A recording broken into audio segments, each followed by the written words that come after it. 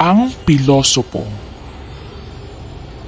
Noong unang panahon, may isang bayan na ang naninirahan ay mga taong sunod-sunuran na lamang dahil sa takot na masuway ang batas na umiiral sa nasabing bayan.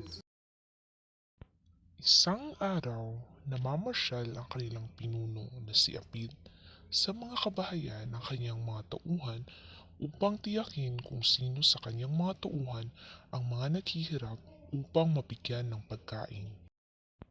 Nang mapansin ni Sobikat na lumilibot araw-araw si Abid upang mamigay ng pagkain sa mga naghihirap, ay kaagad kumuha ng bato at isinalang sa kalan para mabigyan ng pagkain. Sa tingin ninyo, mapapansin kaya ni Pinunong Abid ang ginawa ni Subikat?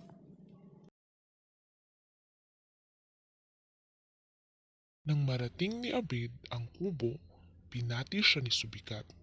Nang mapansin niya ang kaldero na may nilagang bato, sinabi ni Abid na kunin kinaumagahan ang kanyang parte dahil may inilaan sa kanya. Isang araw, nagtipon ng mga tao upang magdasal ng dubor o ang kanilang pantanghaling pagdarasal. Nang matapos sila, ay nagtanong si Abid kung sino ang wala sa kanyang mga tauhan.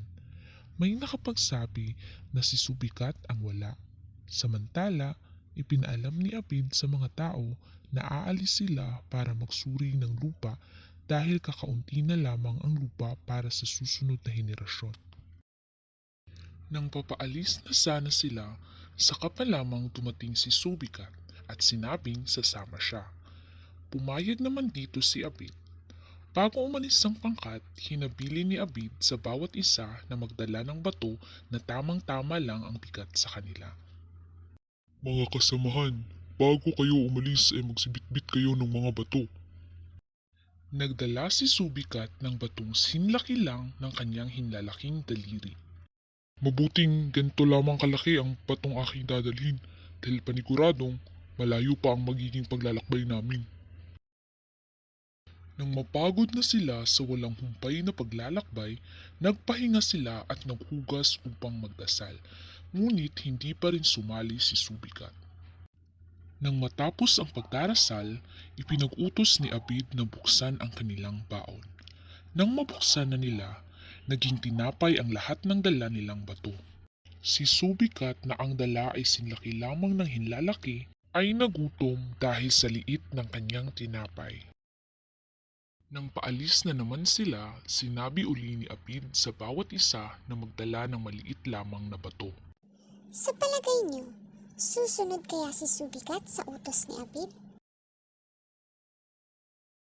Sumunod lahat ang mga tao, maliban kay Subikat, na ang dinalang bato ay ang pinakamalaki dahil magiging tinapay raw ito. Hindi na ako maaaring magkamali pa sa pangalawang pagkakataon, kung kaya't ang pinakamalaking bato ang aking dadalhin. Nang dumating na sila sa pupuntahan nila, sinabi ni Abid na bawat isa sa kanila ay ihagis sa abot ng kanilang makakaya ang kanilang bato dahil ito na rin ang lawak ng lupang matatamo ng bawat isa. Ano kaya ang mangyayari kay Subikat kayong pinakamalaking bato ang kanyang dinala? Samantala, si Subikat na may pinakamalaking bato ay sinlaki lamang ng bilao ang kanyang nakuhang lupa dahil sa hindi niya kayang ihagis ang kanyang dalang bato. Ano ang gagawin ko sa pirasong lupang ito? Nang makita ni Abid ang liit ng kanyang nakuhang lupa, sinabi niya kay Subikat na dahil siya ay hindi marunong sumunod sa mga alituntunin, wala siyang magandang kinabukasan.